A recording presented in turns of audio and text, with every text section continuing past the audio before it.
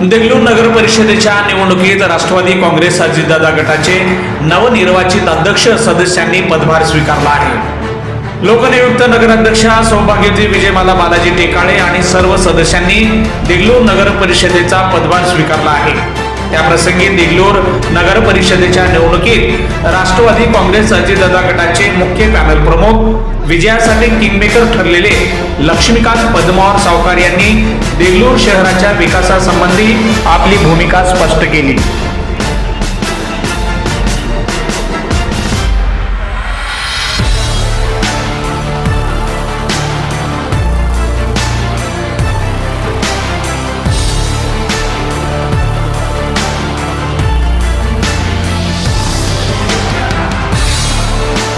देगलूर नगर परिषदेवरती आपण आणि आपल्या पक्षाच्या माध्यमातून एक हाती विजय आपण प्राप्त केलेला आहे।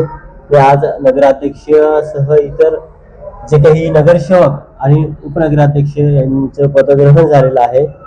काय भावना व्यक्त करत असं एकूणच देगलूर नगर परिषदेची 2 डिसेंबर रोजी निवडणूक झाली। निवडणुकीनंतर निकालाला 18-19 बाकी होते, पण त्या काळामध्ये आमचाच पराभव होणार अशी वल्गना लोकांनी केली, परंतु देगलूर शहराच्या जनतेनं आमचा विश्वास दाखवला आणि त्या काळात जे फोन येत होते ते सांगत होते की त्यांना आता आनंद व्यक्त करू द्या, आपला आनंद आपण 21 तारखेला व्यक्त करू।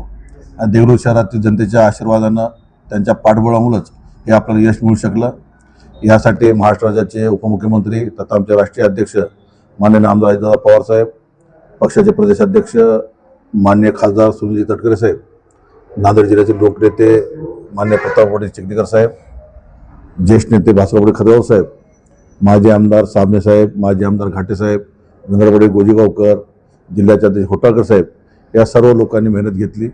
या सर्वांच्या मेहनतीमुळं आणि पक्षाच्या कार्यकर्त्यांच्या मेहनतीमुळं हे यश आम्हाला मिळालेलं आहे आणि हे यश आम्ही देगलूरच्या जनतेला अर्पित करतो। आणि निवडणुकीमध्ये जी काही वचनं आम्ही दिली होती ती वचनं पूर्ण करण्यासाठी आम्ही कटिबद्ध आहोत।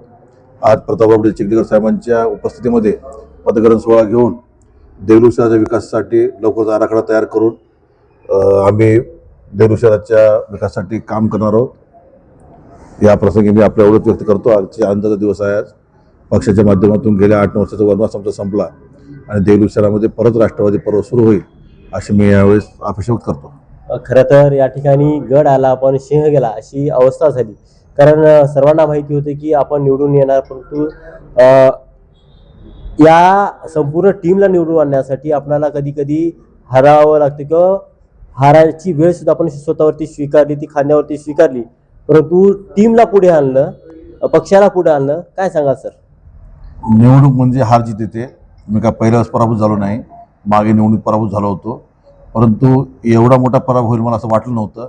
परंतु झालेल्या पराभवातून काहीतरी शिकता येते आणि त्या भागामध्ये जे काही आता काम आपल्याला करायचे आहेत ते कामं करून मी पक्षाच्या संघटनेत काम करत असल्यामुळं मला प्रभागात कमी वेळ मिळतो, त्यामुळं प्रत्येकाला वाटते की माझी प्रत्यक्ष भेट होऊ शकत नाही, त्यामुळं काही लोकांचा गैरसमज होता।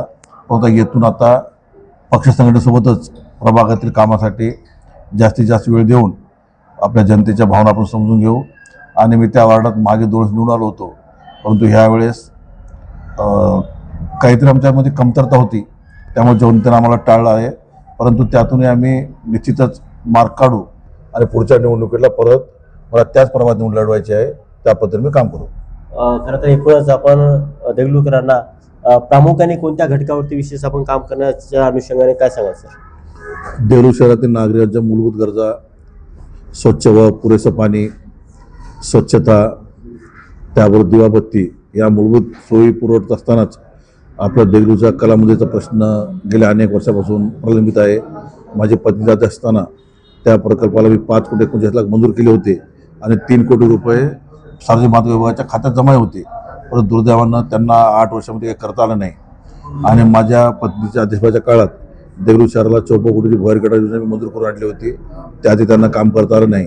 त्यामुळे प्रामुख्याने जे आमचे प्रलंबित काम होते, जे आम्ही सुरू केले होते ते आमच्या हातून पूर्ण व्हावं असं बहुतेक जनतेची इच्छा असेल, देगलूरच्या जनतेची विश्वास मत असं असेल, त्यामुळे परत आम्हाला ते काम करण्यासाठी जनतेने निवडून दिलं आहे। शेवटचा प्रश्न, खरं तर कालच मराठी पत्रकार दिन साजरा करण्यात आला, परंतु देगलूर शहरामध्ये पत्रकार भवनाची मागणी ही खूप दिवसापासूनची आहे.